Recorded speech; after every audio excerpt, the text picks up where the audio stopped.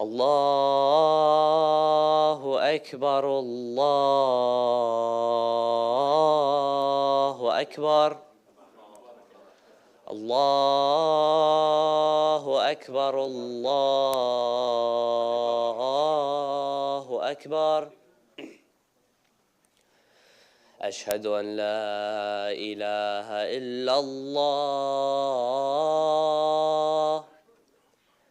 أشهد أن لا إله إلا الله أشهد أن محمدًا رسول الله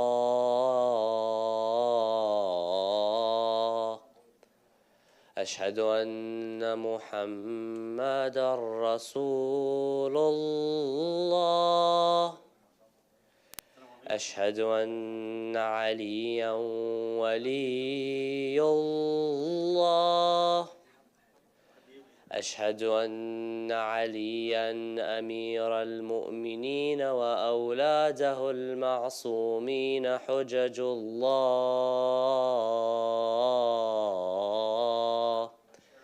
حي على الصلاة حي على الصلاة حي على الفلاح حي على الفلاح حي على خير العمل حي على خير العمل الله أكبر الله أكبر لا إله إلا الله لا إله إلا الله وصلى الله على سيدنا محمد وآله وسلم.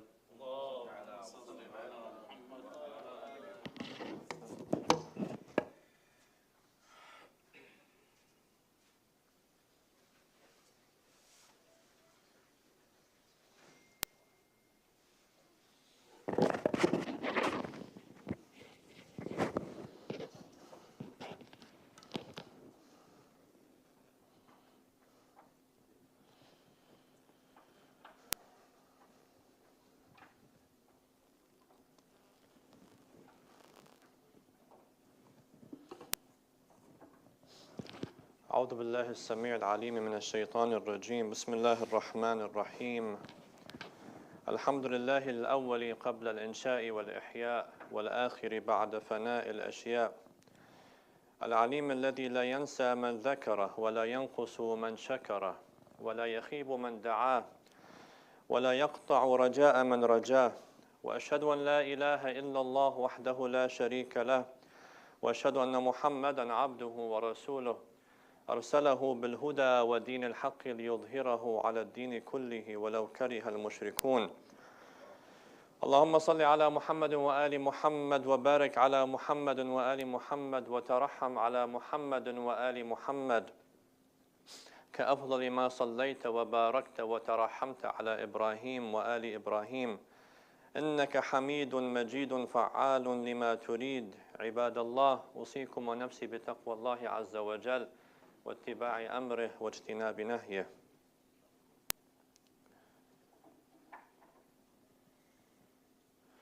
There is a hadith that is narrated by Imam al-Baqir, peace be upon him, in which he says, "Indeed, the believer is one who, when he is happy or she is happy, is not led by his or her happiness to commit any wrong or indecent act. And if he or she is angered, is not diverted from telling the truth by his or her anger. And when he or she is empowered, is not led by his or her power to transgress against that which does not rightfully belong to him or her." This is one of those hadiths that we can use to determine our status before God, to see whether our status as believers is true or we're living a false imagination that we are good individuals or believers just because we belong to a certain faith and we adhere to a certain system of belief. There are certain checkpoints that we have to have marked in order for us to be considered to be true believers. Of course, in Islam, we believe that there are different levels of faith. The lowest level, that is the level of just the acceptance of Islam as a religion. You testify that there is no God and that Muhammad sallallahu alaihi wasallam is his messenger, and that makes you a Muslim. You enter the fold of Islam. But that is just the beginning. That is just like subscribing to the club or to the gym or something. It's a subscription. You say that I'm a member of this religion. And you testify to the belief system of this religion, but it doesn't necessarily make you a good member of the religion. This is just entering that place. So this is one level, which is the lowest level or the minimal level. Now within the fold of Islam, you explore many different things. So it's like you're entering a certain world. There's a door, and you go into it, and then you have a whole world that you can explore. If you go to the zoo or you go to the mall or some other place, entering that place just takes you in there, and then what you do inside there depends on your behavior and your actions. So entering Islam requires making the testimony or saying the testimony. On top of that, when you enter Islam, you have to start behaving in a certain way in order for you to reach the higher levels of Islam. So, treating people in a good way, performing your obligations and duties before God. These are things that you have to do, and depending on how much you do them and how good you do them, it determines your level of faith and your level of sincerity towards Allah subhanahu wa ta'ala. So in this hadith, Imam al-Baqir alayhi salam is talking about the mu'min. And of course, Iman is a higher level than Islam, where you elevate. And Iman has different degrees. He says that the believer is a person who, when he or she is happy, you're in a good mood, your life is going well, you're succeeding, you have a good job, you have a good pay, you're able to live the life. When you're in that state, if you are a believer, that state will not lead you to commit any wrong or indecency. If you find yourself that your life is getting better, now you have more money, you have more success in life, you start moving towards things that are wrong, things that are indecent, you commit forbidden things, then you understand that you are not a true believer. Because this external reality, when it changed, you changed. So you never had Iman inside of you. Maybe you were a mu'min, or you thought you're a mu'min, because you weren't doing so well in life. You thought, I should talk to Allah subhanahu wa ta'ala, I should pray, I should fast. But in reality, what you were praying for and moving towards was you wanted that success in life. You weren't doing it for God. You weren't doing it sincerely. And as soon as you get that success, you immediately change. So that shows that there's not sincerity in the heart and there's not true faith. Because what the change of the outside influenced you and affected you from the inside. A person who is a true believer does not change based on things that happen outside of him or her. Inside, they're constant, even though on the outside, there's changes in the factors. So that's one thing to keep in mind. Another state to test our faith. If a person is angered and they are a believer, that anger does not divert them from telling the truth because of their anger. So if you're hurt by someone, your neighbor causes you some issues, someone in your family causes you problems, you're in a fight at work or with your friends, and you sit down with your other friends to talk to them about what happened, and you blame the other person completely and you make up stuff to make them look bad, and you're not just in your way of speaking. This shows that you're not a true believer. A person who is a believer, even when they're angry, that anger doesn't stop them from saying the truth and speaking what is just. If you did something wrong, then you have to say that, even if you're angry. The anger should not also influence how you are. If you're an honest individual, whether you're happy or you're angry, you're going to speak with honesty. It's not the emotions that control you. You're in control of these emotions. The third sign that we can use to determine our level of faith is that when this person is empowered, they are not led by their power to transgress against that which does not rightfully belong to them. You gain a position of authority. You become a boss of a job, or a manager of a company, or you're someone who's an elected official.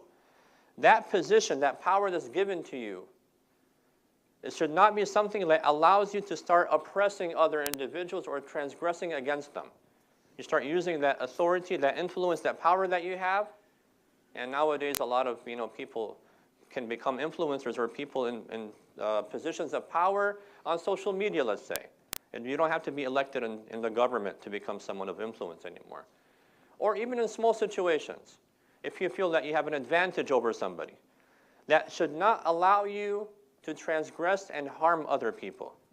You have to remain just, and you have to remain rightful towards others.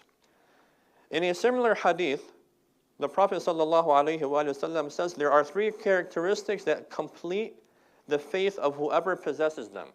So here it's a bit clear that this level of faith is a complete level of faith. So someone might have faith, but it might be a lower level of faith. And we have to work towards attaining this higher level of faith. The Prophet says the three characteristics that complete the faith of whoever possesses them are: when a person is happy, his happiness does not lead him to commit any wrong. The same hadith as Imam Bakr alayhi salam. And when he is angered, his anger does not take him away from what is right and true. And if he is empowered in any way, he does not take hold of that which does not belong to him. The same truism. But with an addition here, where the Prophet indicates in this hadith that this is the level of complete faith. So if you want to determine whether your faith is of a high level or something that you want to aim for, then you have to make sure that there's a constant state that you are experiencing inside of you. If you're honest, honesty should be a part of your characteristic. It shouldn't be something that you practice when it's in your benefit and you don't practice when it's not in your benefit. An individual who is a mu'min, who is a person of faith, does not allow those external factors to influence how they behave. Rather, they influence the external factors. We ask Allah subhanahu wa ta'ala to grant us this ability to reach the complete level of faith and discern rightfulness from falsehood. أعوذ بالله من الشيطان الرجيم بسم الله الرحمن الرحيم قل هو الله أحد الله الصمد لم يلد ولم يولد ولم يكن له كفوا أحد.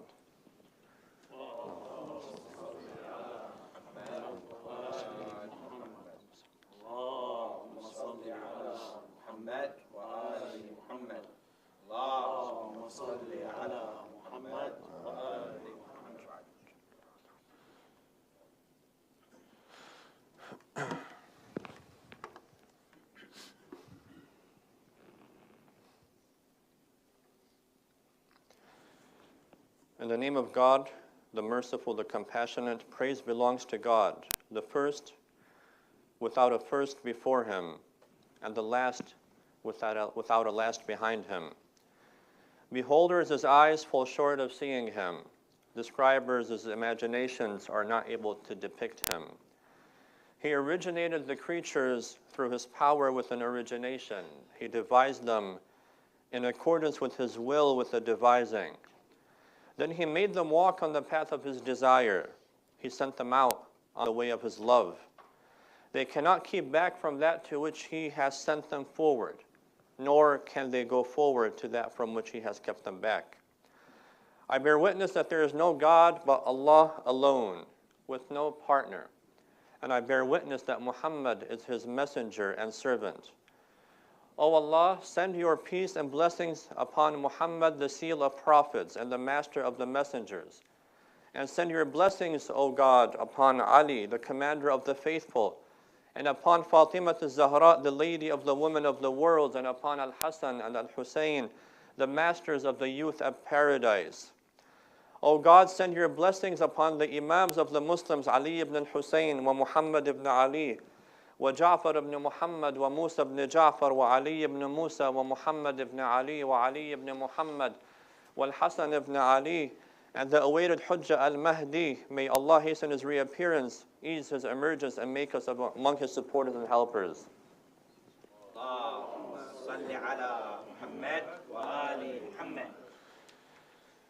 One of the issues that our communities face nowadays, and not only our communities, but rather the whole world, all of humanity are experiencing the same problem, and that is the challenge of postmodernism. And I've spoken about this in multiple occasions, but because the topic is so vast and there are so many things to talk about, I wanted to select one aspect of this issue to discuss today very briefly with you.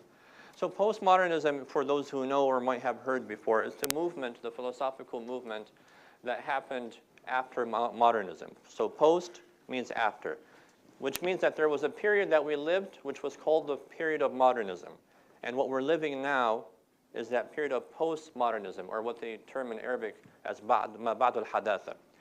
So modernism began, very briefly, a short history lesson, began during the Renaissance period, around the 1500s in Europe, during the Enlightenment period, when the church was struggling to keep people's faith alive.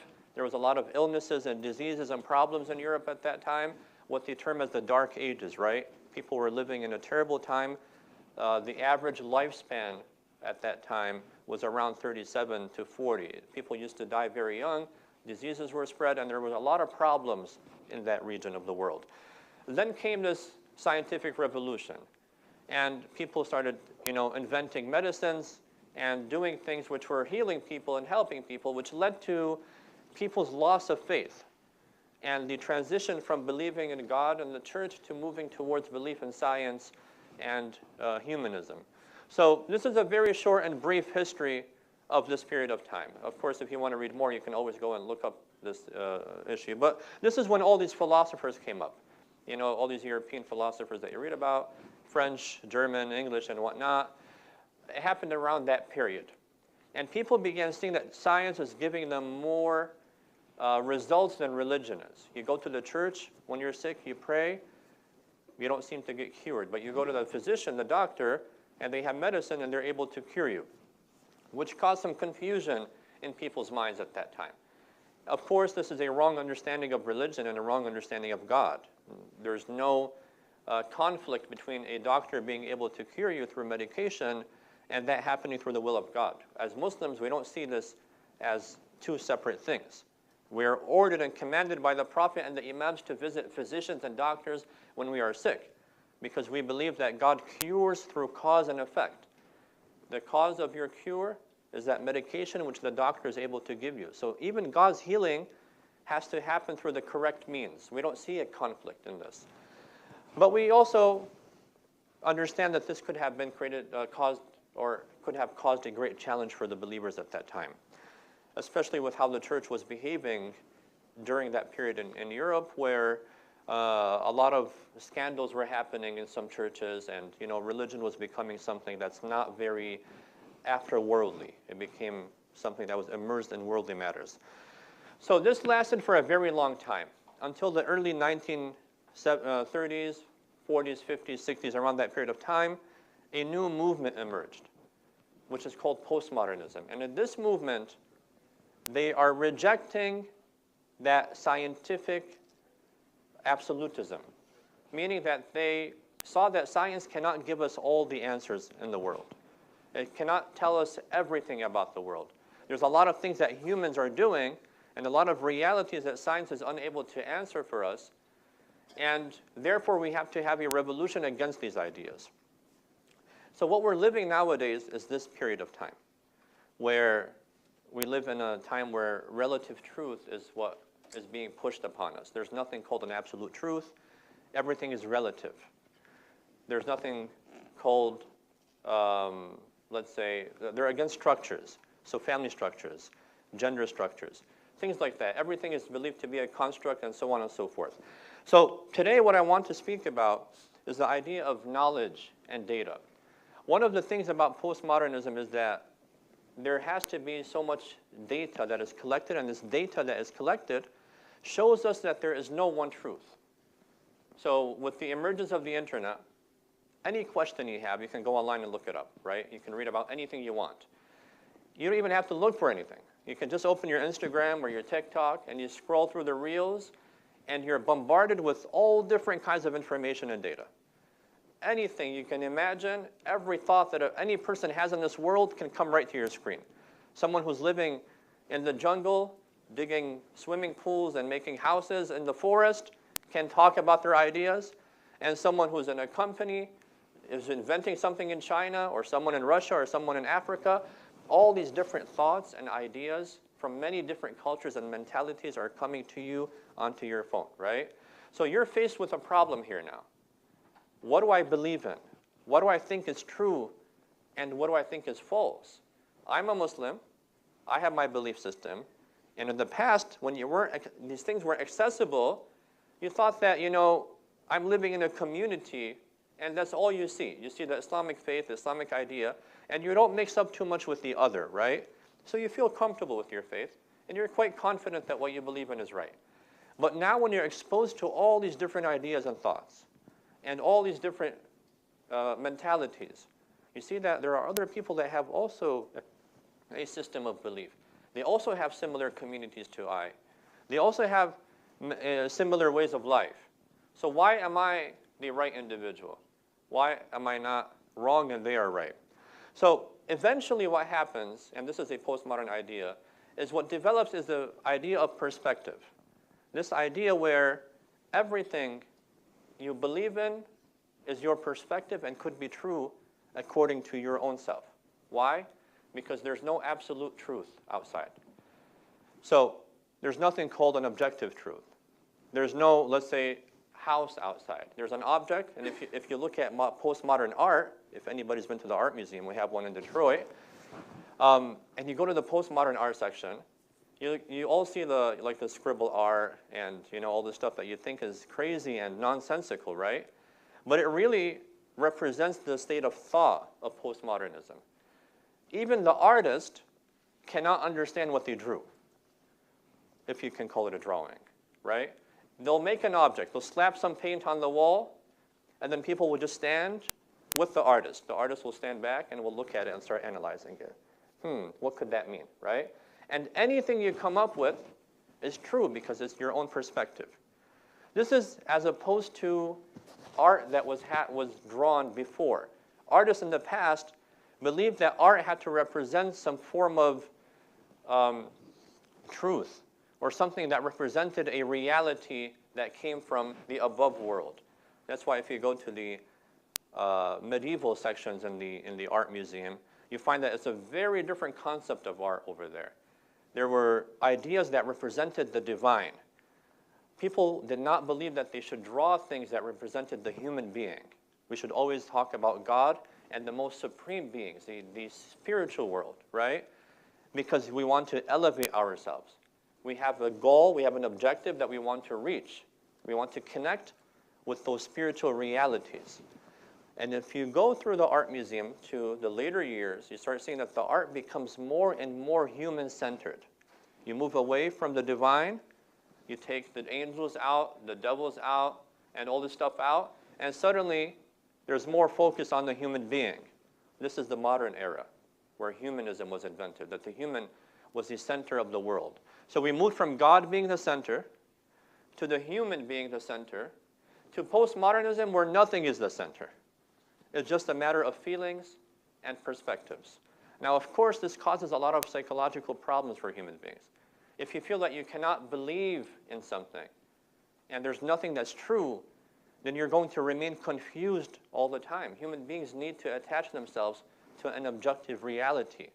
We cannot completely deny everything and say that everything is a matter of perspective. This cannot be true. Because when I say that there is no absolute truth and everything is a matter of perspective, those statements themselves falsify my claim. How is that? When I say that there is no absolute truth, what is that statement? It's an absolute truth, right? There is no absolute truth. So there's no way to escape this. There has to be a belief in an absolute reality. We cannot escape this. We cannot say that everything is a matter of perspective. Otherwise, the world becomes very chaotic. There is no value system. How do I know if kindness is a good thing or not, if it's a matter of perspective, right? To you, kindness is differing from what kindness is to another person. You might think that generosity means that you don't give anything to your neighbors and you keep everything to yourself and your family, let's say. Another person says, no, that's selfishness. That's not generosity. Another person comes and says, who said that generosity is a good thing anyways, right? You come and say, well, this person is selfish. That person will say, yeah, who told you selfishness is bad? In my perspective, selfishness is a very good thing. I should really take care of myself and only myself, right? So you can imagine living in a world where perspectives dominate all of our thought. It's a world of chaos. We have no value systems. That's why if you think about this, 10 years ago or 15 years ago, growing up, you used to hear something, called respect your elders, right? You don't hear this anymore. That used to be an ethical virtue, a value. It was part of the American value system where, the postmodernists claim that this all came from Christianity and we have to get rid of this, right? We don't want to adopt a Christian value system or religious value system. You don't hear this anymore. You go online and you watch videos where children are yelling at older people, and a lot of people start justifying this type of behavior, especially if they're yelling at the parents or someone else, and people say, yeah, the child is expressing their emotion, and the older person has to listen to them, and they're at fault, they're at wrong. Why? Because they've removed this value. The idea of respecting your parents, this is something that you don't hear of anymore. We used to be taught this in schools, but schools don't teach these things anymore. Why? Because there's no more value system. Everything is a matter of perspective, and everybody has the right to behave in any way they want. Now, if you think about this, the consequences of such a belief system is very, very negative and bad on the human society. And this is why in Islam, the emphasis on there being an absolute truth is very, very focused upon. Now, of course, Islam had to deal with a similar problem when it was first coming into being. When it came into the Arabian society, there were many different gods, many different belief systems, many different value systems. And Islam came and said that this is not the way that humanity is able to succeed and flourish. They have to have one system, and that system has to have a truth which it belongs to, not an imaginary world. It has to belong to a certain truth. If I do goodness, there's a real effect on my spirit, on my soul. It actually does move me forward. If you go to the gym and you exercise, and you take this one system, you believe in that system that's been tried and tested, you actually see the result on your body. You cannot say that, no, working out is a matter of perspective, right? If I want to do bench presses with no weights, I can be as big as the person who's using weights, because that's my perspective, right? Nobody would believe that. The same thing is true when it comes to spirituality. In Islam, or religions in general, they believe that there is a truth towards where we can move. We can become spiritually progressing. We can progress spiritually. We can grow spiritually. This needs your belief in an objective truth. If you deny it, you'll never be able to improve spiritually as an individual, because you don't believe that the goal exists. Just like you don't believe that if you work out with larger weights, you build yourself up more. If you don't believe that, then you're never going to increase your weights, right? You're going to continue using no weights. You have to believe in it in order for you to do that thing, because belief is what makes you move towards that thing. So if you remove this belief in God, and you remove the belief in hereafter, and you say that this is just a matter of perspective, then what in reality you're doing is you're not going to move towards anything. You're going to be jumping from one place to another. So it's very important for you to have a belief system, and a correct belief system. Believing in the absolute God allows you to move towards that absolute goodness and absolute beauty. If you believe that God is a tyrant, then that belief is going to reflect your behavior as well. If your God is someone who punishes people who don't deserve to be punished, then you're going to reflect that behavior on earth too. So your belief system directly influences the way you behave as an individual. And Islam came to purify our belief systems first by making us understand the correct thought of God, that He is the Almighty, the All-Powerful, the Merciful, the Just, and all the other names that He has, that there are no gods but Him. We are moving towards one goal, towards one reality, towards one perfection. And this is what we are focused on, and that when we act upon our beliefs, we are actually moving and progressing. It's not just an idea or thought in our minds. There's an actual reality to our spiritual movement. So this is very important for us to keep in mind as religious communities, so that we don't get dragged into these discussions where we also start saying that everything is a matter of perspective, yet we believe in God. Because in postmodernism, they don't have a problem with religion like modernists did. They say that everybody has the right to believe in anything they want, but it's a matter of perspective. You can believe in God as a Muslim. We have no problem with you. But your Islam is a perspective, right? This is very dangerous. No, we believe that it's not just a perspective. It's a truth.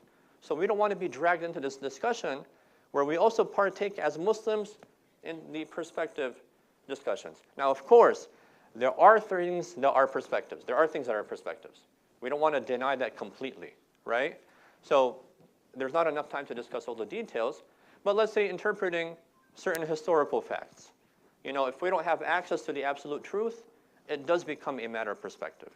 Interpreting certain events that happened. The Prophet is not amongst us. The Imam is not amongst us.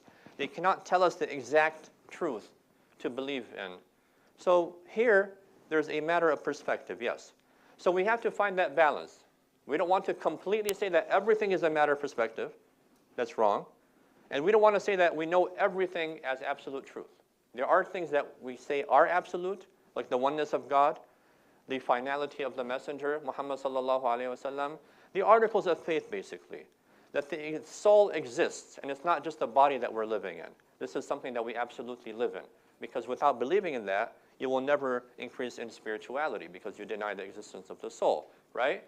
Historical matters, other things that are opinions, small things here and there, yes, perspective plays a role over here. Some things change over history. Certain family values change according to family structures and how they change.